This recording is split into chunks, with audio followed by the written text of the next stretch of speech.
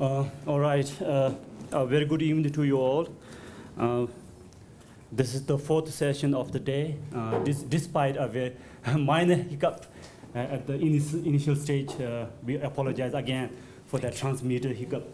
But despite that, we had a very, very good discussion, good deliberation. Some very important information were shared and learned, particularly from Burma and then also from Hong Kong. And now we have two another very important speakers here. And I won't give, I will not be reading out a detailed background of the two speakers here, but please read from this for the benefit of time. Now, to give you a bit of a description is that the first speaker we have here is Yu Dahai, the president of Beijing Spring Magazine, a very popular magazine where some of our researchers also send articles, and then he's also the director of human rights in China, and he's based in the United States. Then we have Liu Yinjin, a strong supporter of Tibet, and he's also a personal assistant of legislator in Taiwan. So there has been many contributions from her in the past regarding Tibetan political issue.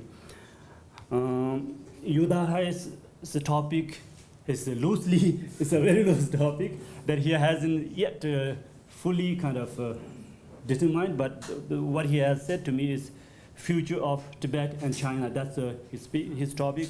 Then we have Liu Yinjin, her topic is the challenges and experiences of stateless Tibetans applying for visa in Taiwan. With that, I request Yu Dahai to begin your speech. You have 20 minutes. This is on. Yes, it's on. Tashidele, did I say it right? Good afternoon. First, I want to thank the Tibet Policy Institute, the Director Dawa, and for inviting me to this important conference. I want to tell you a little story about my trip 25 years ago to Dharamsala. That time it was with my wife, and it was a tough journey because we had this car ride from New Delhi to here, and that lasted 11 hours, and the road is at the edge of a cliff, so it scared the hell out of us. So this time when I got the invitation, I asked, and I learned there's an airport here now, and so it felt very much more comfortable. And when I came here, I realized that Dharamsala has changed a lot. It has become much more prosperous, much cleaner, and the offices here at the Institute actually is much nicer than anything I saw on last trip, even including the Prime Minister's office. Congratulations to my Tibetan friends for all your achievement. I'm sure all the improvement here in Dharamsala, you played a big part. I came from New York, and even though I've been here for a few days, I still have jet lag, and I didn't get the agenda of today's conference until yesterday at dinner, so I didn't really get much preparation done. Today's talk then is just a little bit loose. Hopefully it's not totally incoherent, but bear with me if my train of thought gets lost a bit.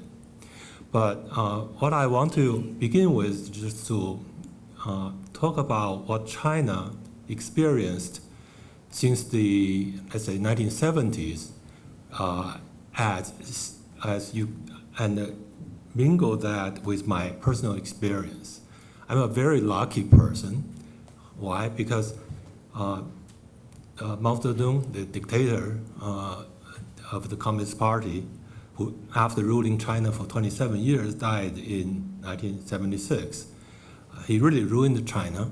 He made China very poor and really destroyed the Chinese culture. But as soon as he died, there is a very strong reaction within China, even inside the Chinese Communist Party, demanding change. So change happened very quickly. Deng Xiaoping, as you know, came to power in 1978. The year before, he proposed the reopening of colleges in China. Has been closed for many years.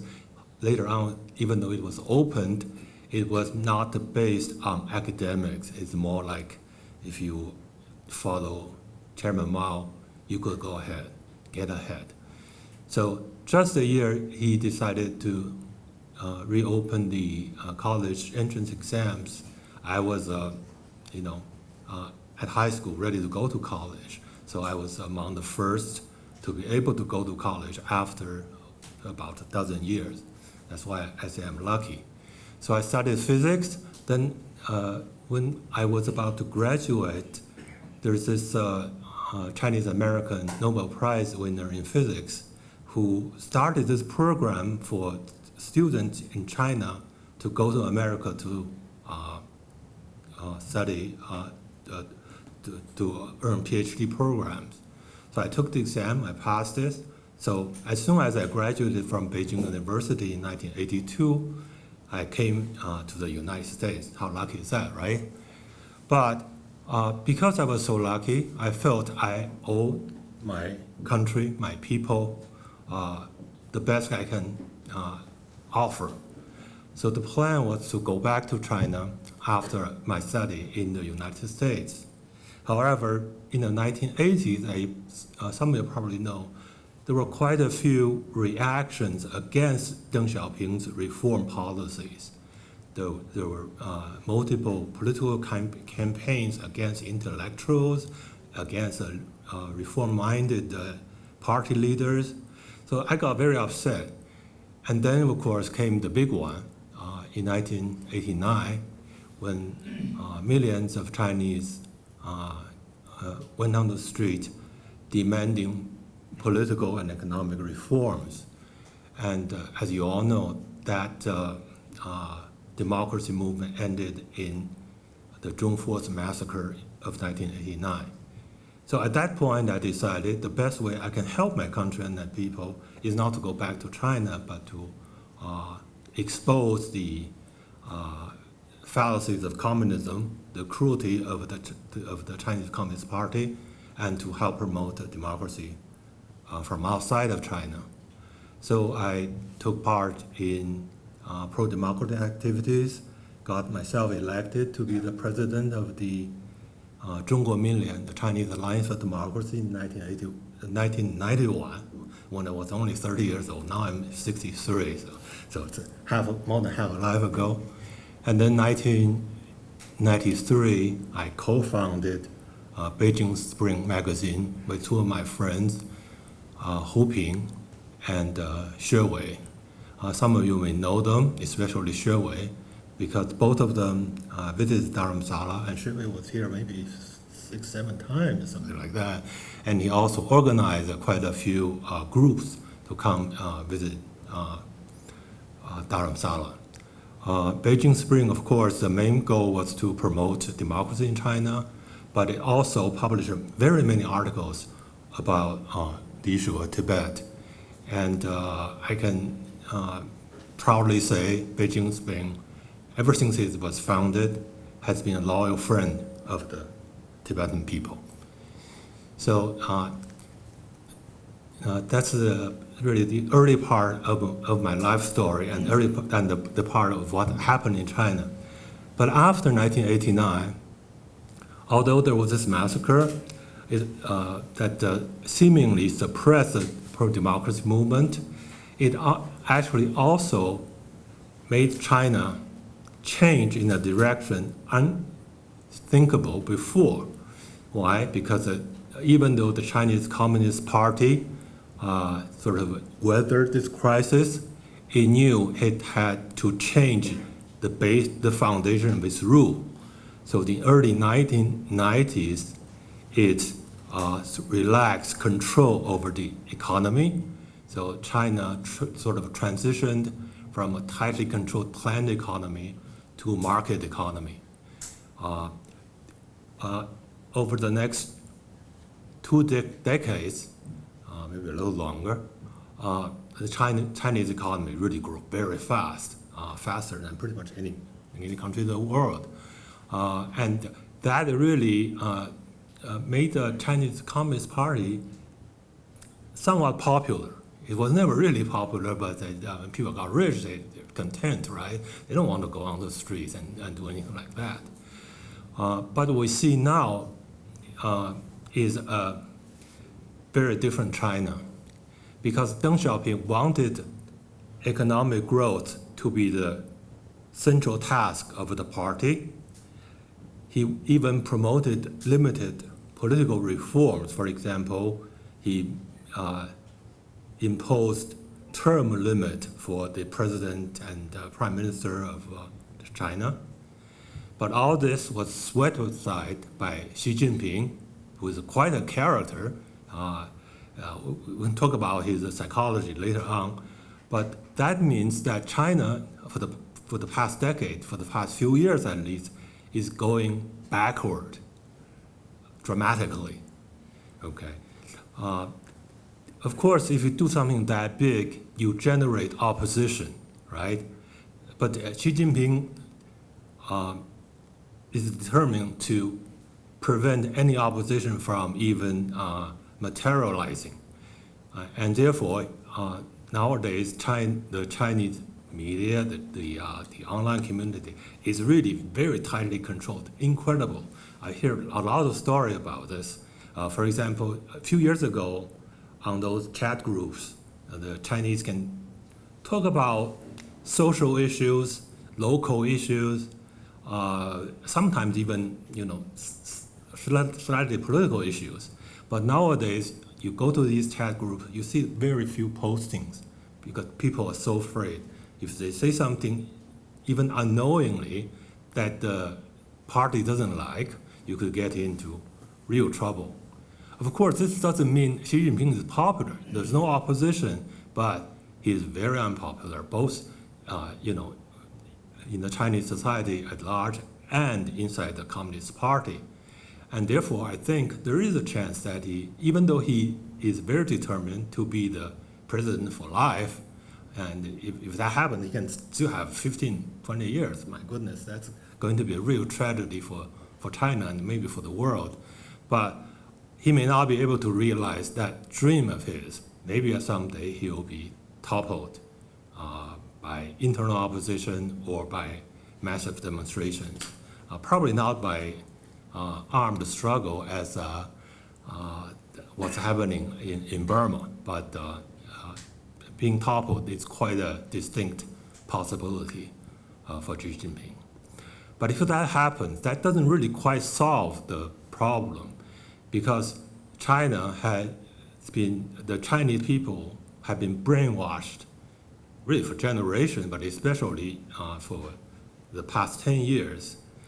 And the communist ideology, which is really an evil ideology, talking about hate, about terrorism, about violence, that has to be removed, but it's not going to be removed so easily. So what China needs in order to transition to let's call it a normal society, is to build a liberal foundation for its society. And in this regard, I think we have friends from Taiwan here, as well as many Tibetans living here. I think you can help because I went to Taiwan this January to witness the elections. As always, I was very impressed by the civility, by the the trust towards each other by the Taiwanese people, and also I have always been impressed by the compassion and by the the sense of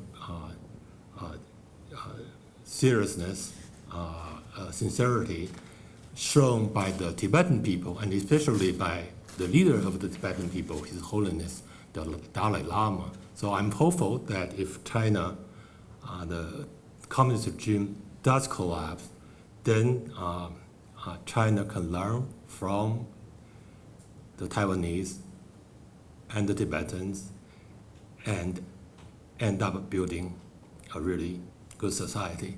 As I said, I'm 63. I'm still hopeful that I can see that in my lifetime. How much time do I still have? 5 minutes. I still have 5 minutes. Okay, so let me transition to Tibet. Okay, I'm a great supporter of the policy of, do you say middle way? Yes. Yeah, middle way, forwarded by His Holiness and the Tibetan government in exile. As early as 1994, I wrote an article saying that Tibet has the right to self-determination, that is, the right to become independent. But the reality is that's difficult, so I think it's a wise policy to pursue this middle way approach. I studied middle way very carefully. This is a little booklet by the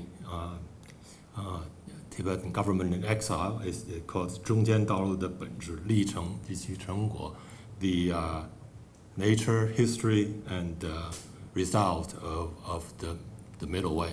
I think it's really a great policy. It's almost a perfect document. But I want to just, as a friend, say one thing, I think, and that is in this document, it talks about unified management of the Tibetans inside the current Chinese borders. I understand why this is put forward. The Tibetan people have their own common history, language, religion, way of life, and it's really natural for all the Tibetans to be under the same sort of a governing structure. But this proposal touches some sensitive spots in the Chinese heart, let me put it that way, because it seems to say that the Chinese provincial borders have to be redrawn. This is a big deal for China. Those borders were not drawn by the communists. It had been there for a very long time. And it also, so therefore it gave the communist government a excuse to accuse the Tibetans of wanting so-called the Greater Tibet, as if the Tibetans want to invade China, want to expand its territory. It's not true, but it's very easy for it to be used that way.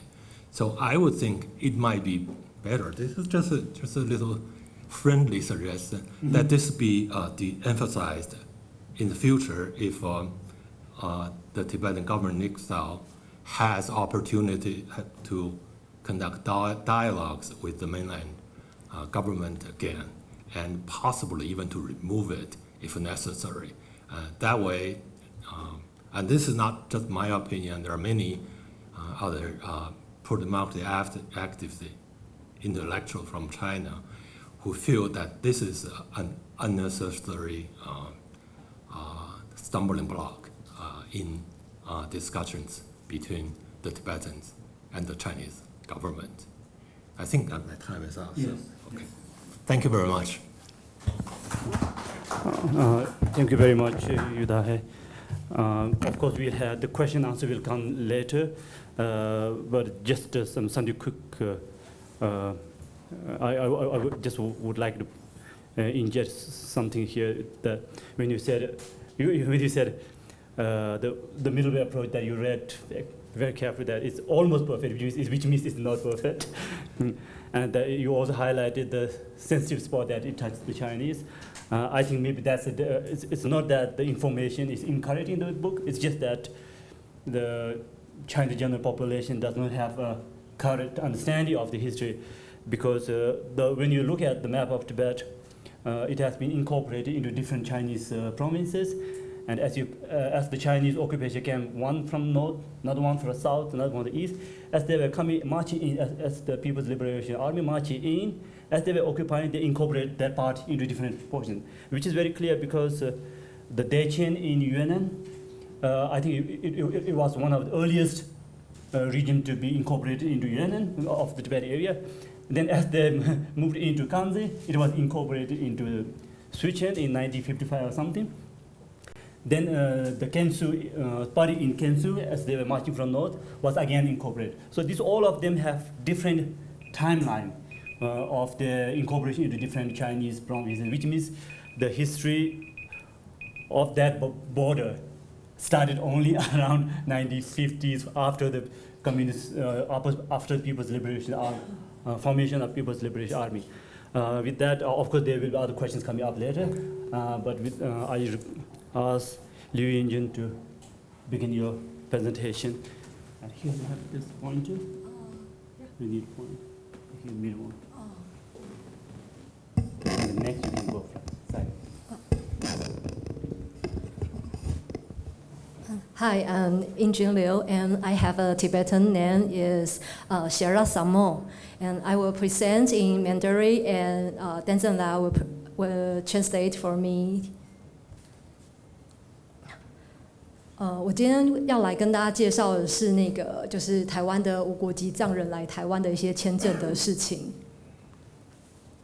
뭐라 드린기 주시디 제가 매배 배파도 태만한 랩주기 냠뇨탕 직 동리 같이 그래 되고라.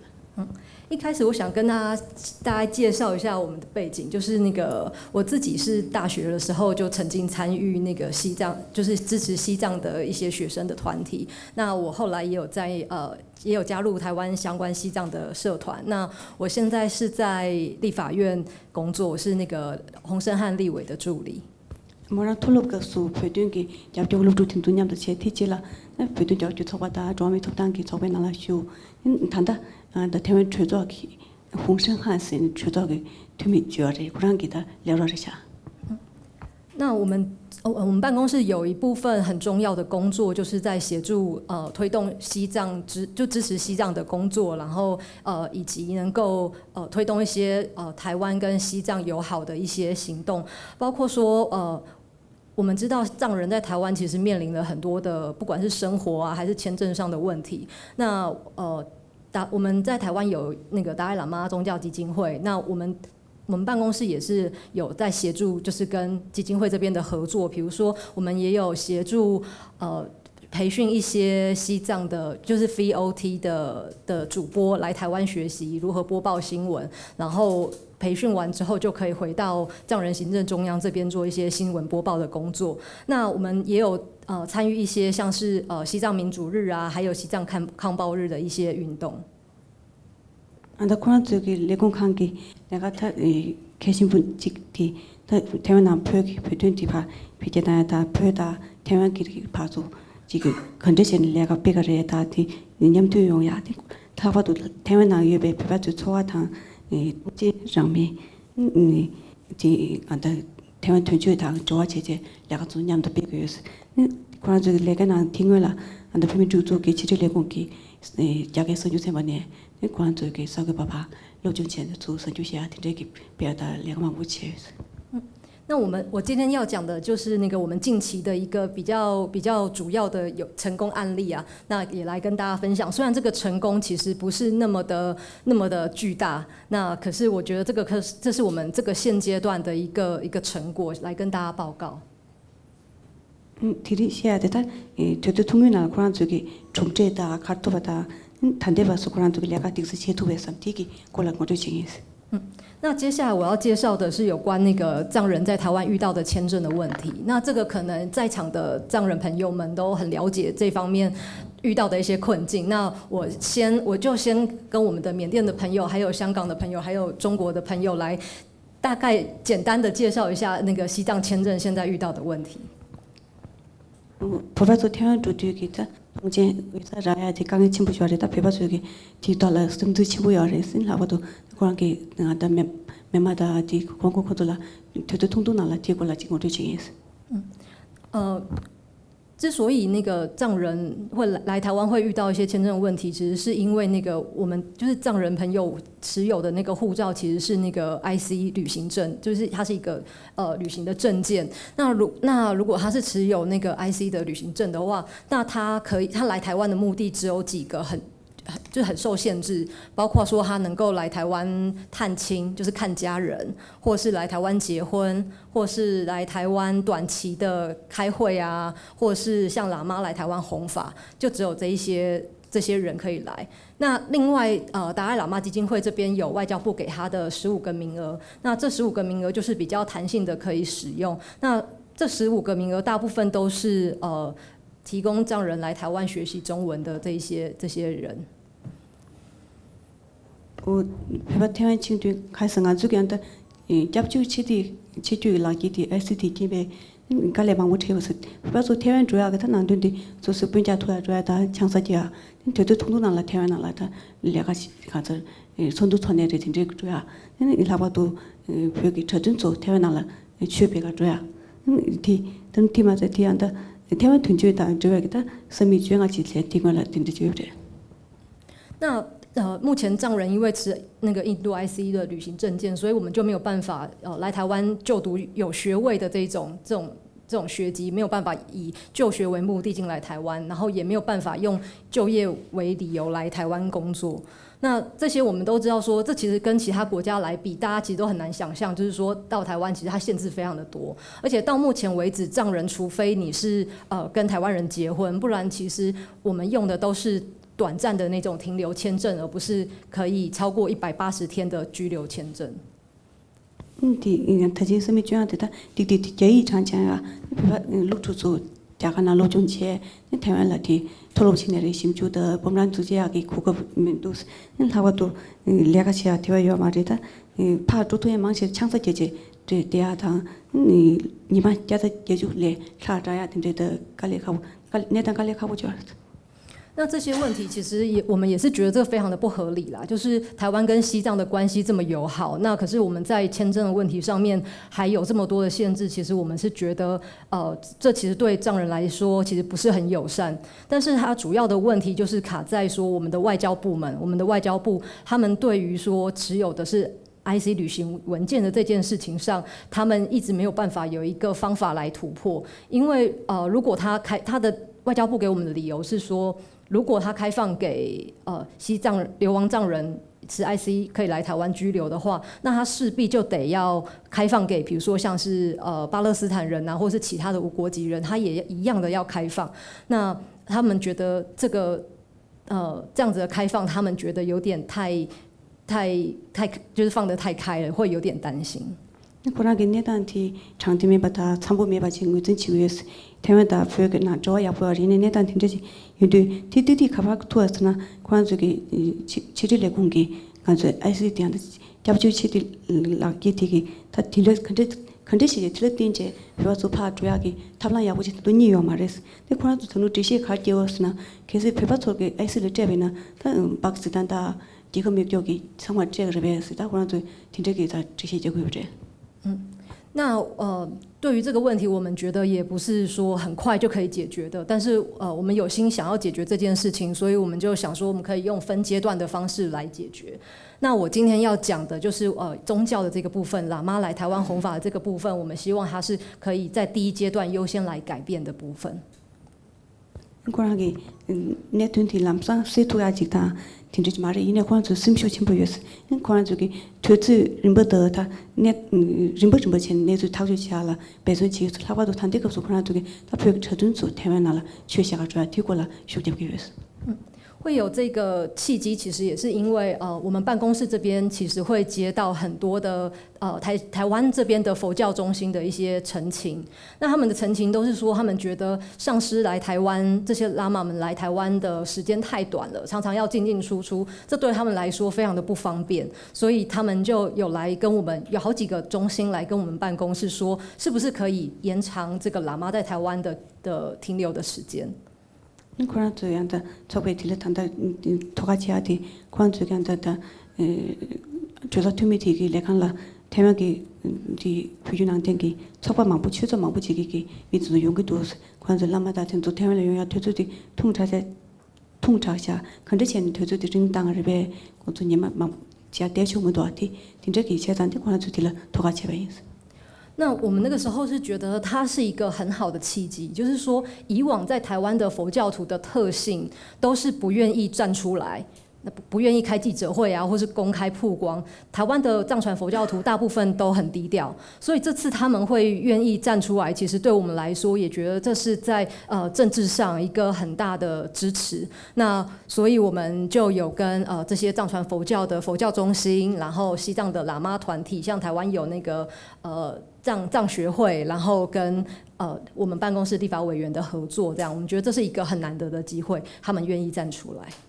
고라기 내주디 개신보다 디기 마부지 지도야 하스나 태양기 고라 쪽에 낭추 차시나 최라치 야시아 요마다 고라 따와 빅슈 팀보라 세상 태양기 부규난 땡기 지장 같은 쪽에 띵을라 코스팀부대야다 지금에서 매치야 딘데기 세상 다리 인타 최저 이내리 라마토 이내리 된 상마야 용지 깨시야다 근데 고라 쪽에 안달려간다 냠도 냠래치야 되게 띵을라 태양기 낭배 지장 또다 라바도 비긴한데 지장 전쪽에 취다 갈려버려 내서 신다 토가 맞아지 취지고 친 대위다 기타 고조야지 뭐지고 있어 而且这次我们去组织了之后啊，其实有超过120个台湾的佛学中心愿意站出来联署，跟开记者会、开座谈会，一起来声援就是西藏喇嘛的签证的这件事情。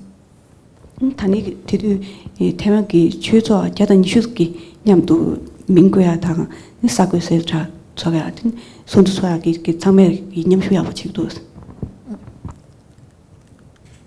那我们这次的那个之所以可以成功的推动，其实我们有几个主要的论述。第一个就是说，台湾除了刚刚那样的分类之外，我们在那个来台湾弘法的喇嘛，其实我们还有身份上的区分。就是如果你是住持喇嘛，你是大喇嘛的话，那你可以在台湾拿到60天可以延长的签证。那如果你只是驻守喇嘛一般的小喇嘛的话，那你只能拿到60天不能延长的签证。那这个其实就很奇怪，因为喇嘛的位阶其实是宗教上的。那台湾的法律其实是应该是世俗的，世俗的话你就不应该要有差别的对待，这就是我们很重要的一个论述的点，就是应该要平等的。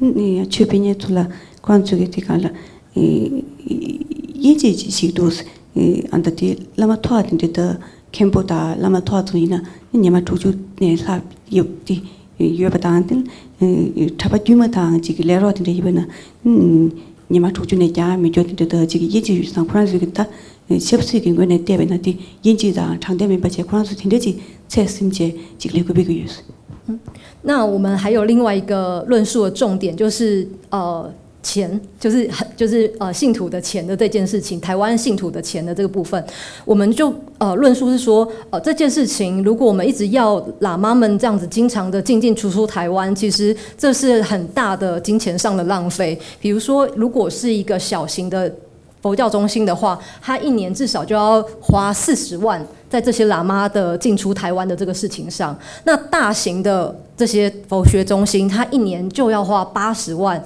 在喇嘛的进出的这件事情上。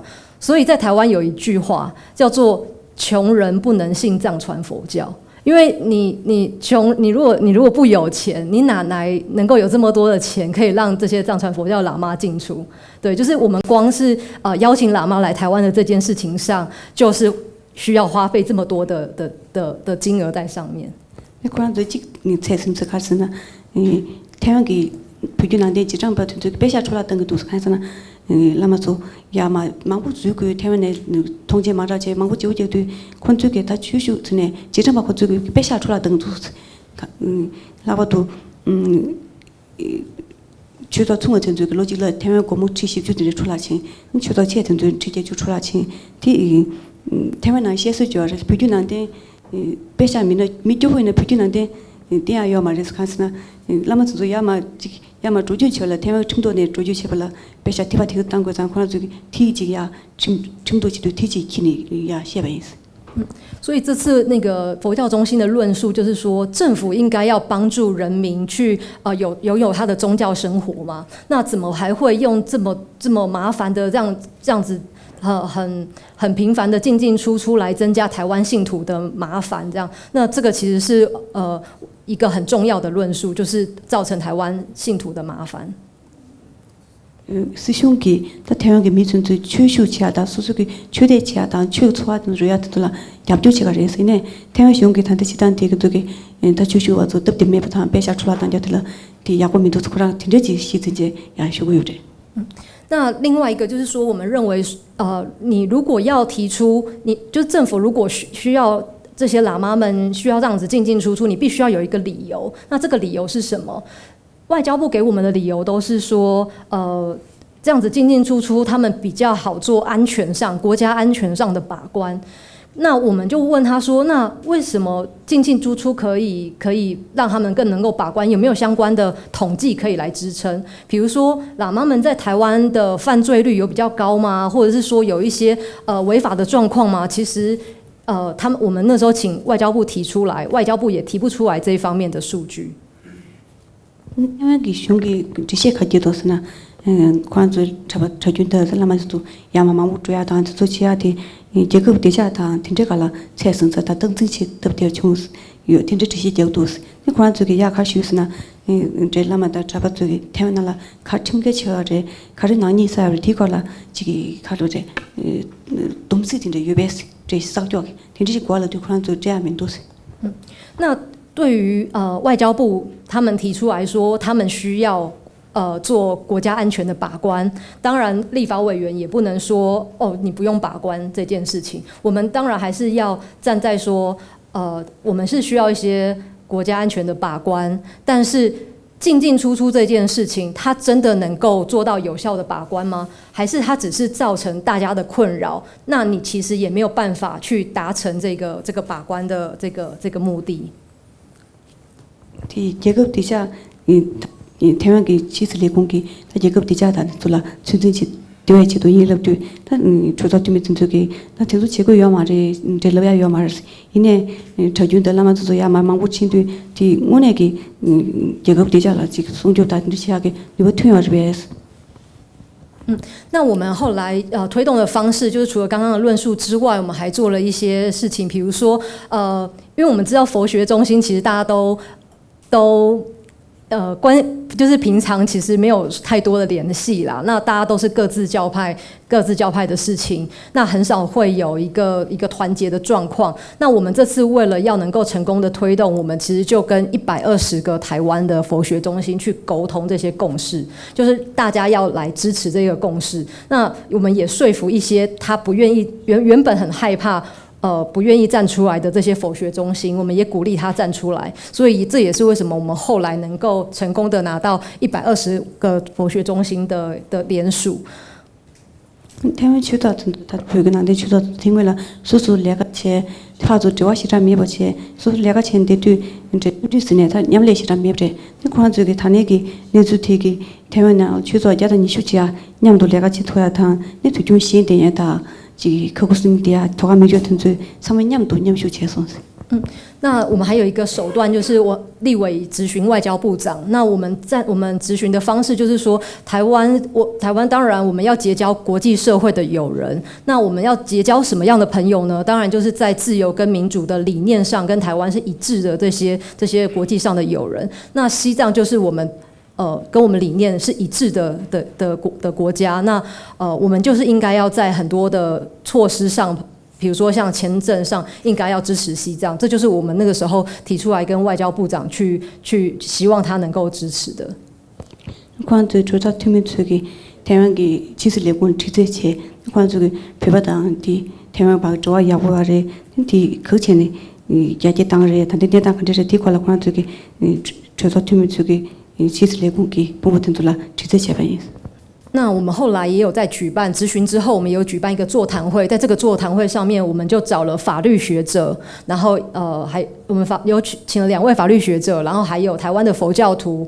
那政府部门我们有找了外交部跟移民署，就是一个很大型的会议，大家来沟通共识。那这个会议其实也给了我们的外交部跟移民署一些压力，希望他们能够去改变他们目前的做法。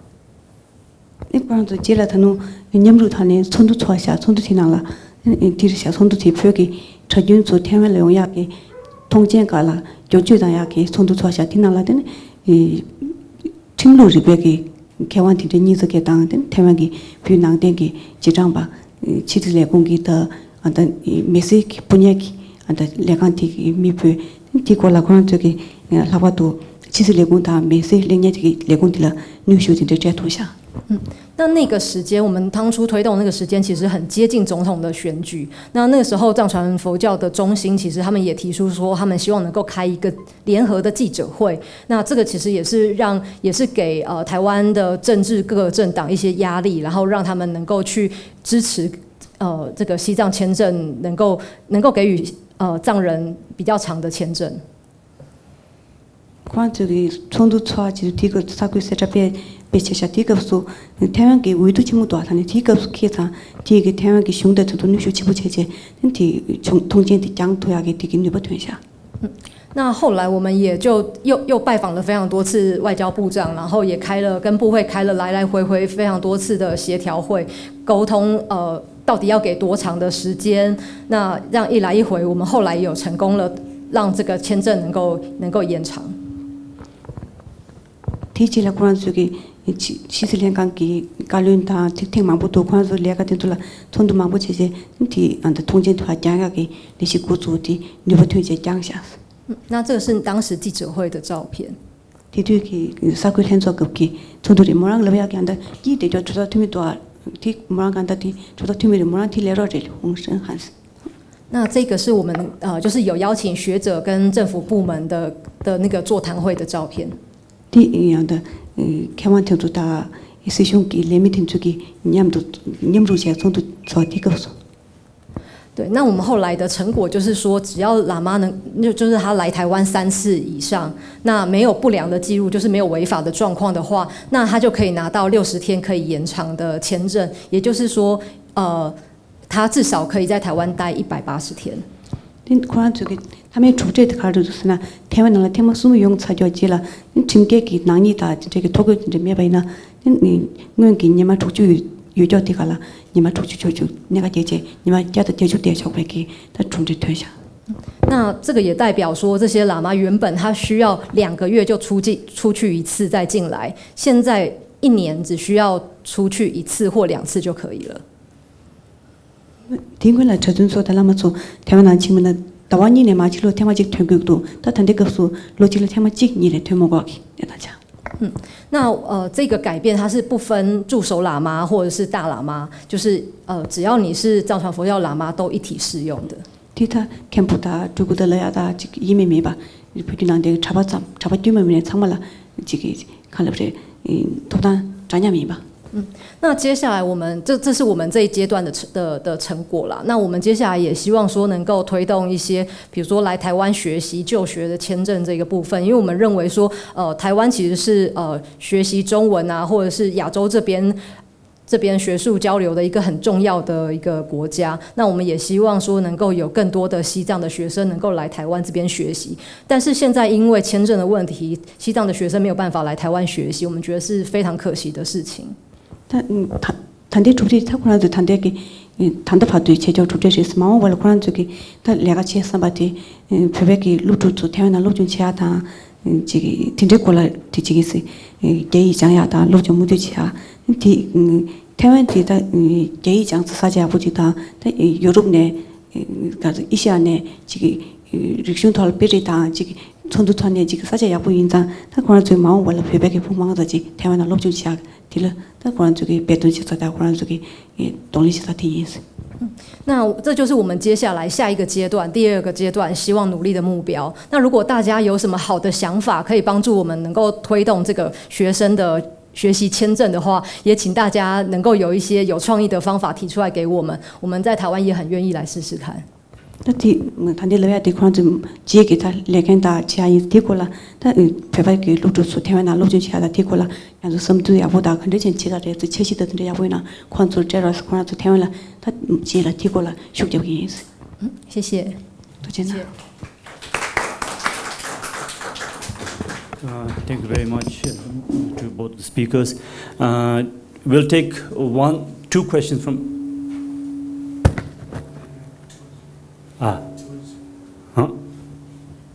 So we'll take two questions from the audience. Okay. 1, 2, any more?